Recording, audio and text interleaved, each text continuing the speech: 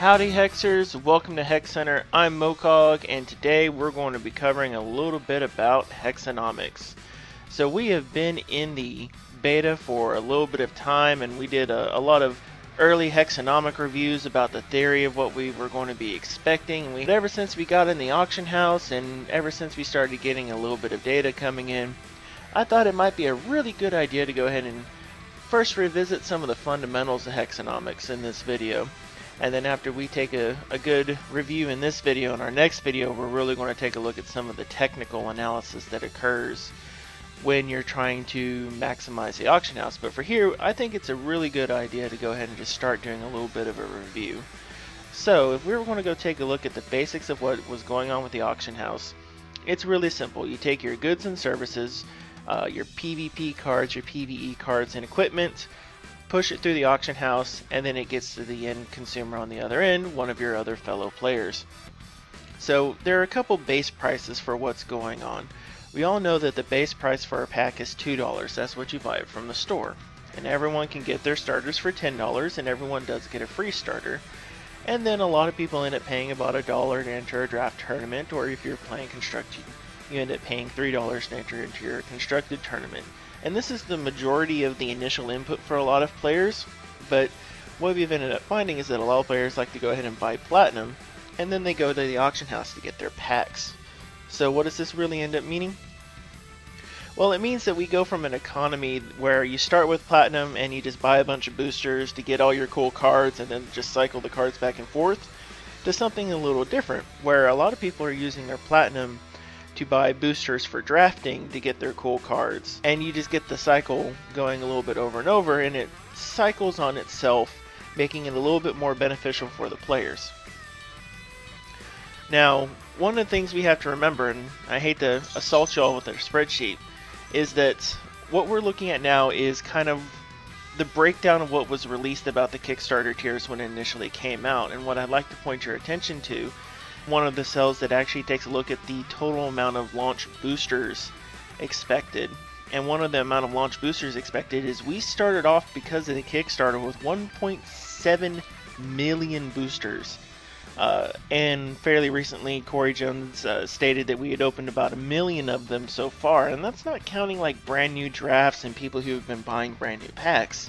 So we still have at least logged up about 700,000 boosters. So what does this mean? It's like, well, it basically means that prices have kind of done this unusual stabilization.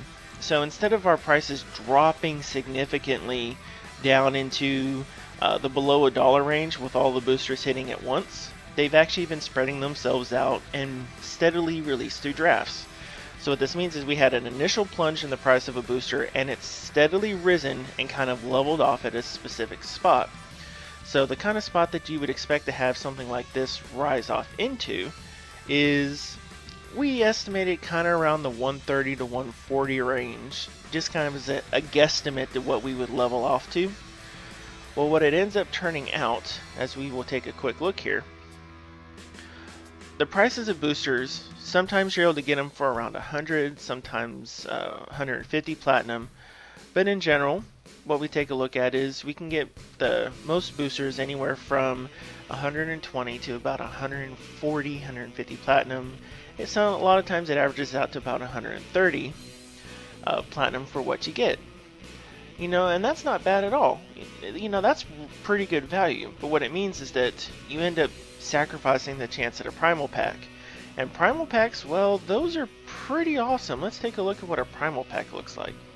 Primal packs, those are ones that contain 2 legendaries and the rest rares. Well, a primal pack is easily running about the equivalent of $17 to almost $19. And that's a pretty good value that you give up for 70 cents, but there's only a 2% drop chance for any booster in particular that you get. So you're not going to be guaranteed very much. So we see that we settled into an interesting range on boosters. And what this means is that from all these boosters, we're looking for cards that can retain their value. And we've got some old art here and some old card borders, so do forgive me. And everyone may not remember this scary picture for Relentless Corruption. One of the things is that cards like these, Crash the Beast, Chronic Madness, Range Fire, Relentless Corruption, not so much Eternal Youth. but certain cards are going to retain their value for a pretty good period of time, and they're carrying their value on the auction house. So it's cards like these where you look at them and go, this is a really interesting card effect. It's not badly priced. It's, you know, at a decent rarity to get a hold of. This is kind of stuff that you want to watch because it hits those points of understandable utility and value. But there's another set that you want to look for as well, and these are the chase cards. The best and most valuable cards in the set. So, for instance, we all know that Vampire King is awesome. He's not a bad card, he's well costed, he's got a great ability, he's even changed it from this version of Vampire King back in the day. We know he's awesome. Well, not as awesome as some vampires that are out there, but as a good card, he's a chase card, and if you take a look at what his value is on the auction house, on average, he values anywhere from $13 to $15 on average, depending on the day. It's a lot more valuable than just a pack, and it's almost as valuable as a primal pack itself. So this kind of gives you an understanding of the range. What we want to be able to do is to also take into effect PvE coming up, and this is not really priced into the auction house yet because we haven't experienced what the effects of it are. We all love our Princess Corey, but we're not going to get our PvE cards until that content comes in, so we don't know what the effect of the PvE trade is going to be until we start getting the first vestiges of the PvE content. And we're going to be looking at PvE, the first bits of it after set 2, shortly after open beta. So it's coming pretty soon, especially because the current rumors for open beta are centered around October. With that being the case, we might even see PvE before the end of the year. That would be awesome, because PvE is going to have a major effect because of dungeons. PvE is going to really change the relationship between Platinum, Gold, and cards on the auction house as things start trading in between each other. And we know this is going to occur, and it's a fundamental thing we have to keep in the back of our minds. And I want to thank y'all for making it this far. Here's a cookie. Everyone loves cookies.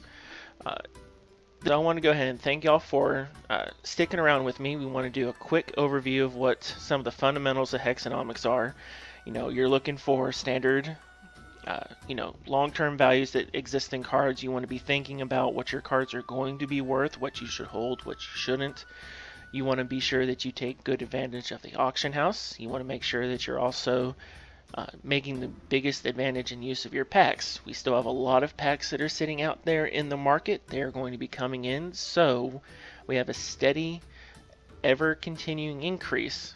And we're waiting for probably that shoe to drop when open beta comes in, and everything's going to change.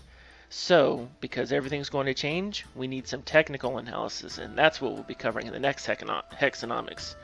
And as always, I'm Mokog, and I want to thank y'all for watching.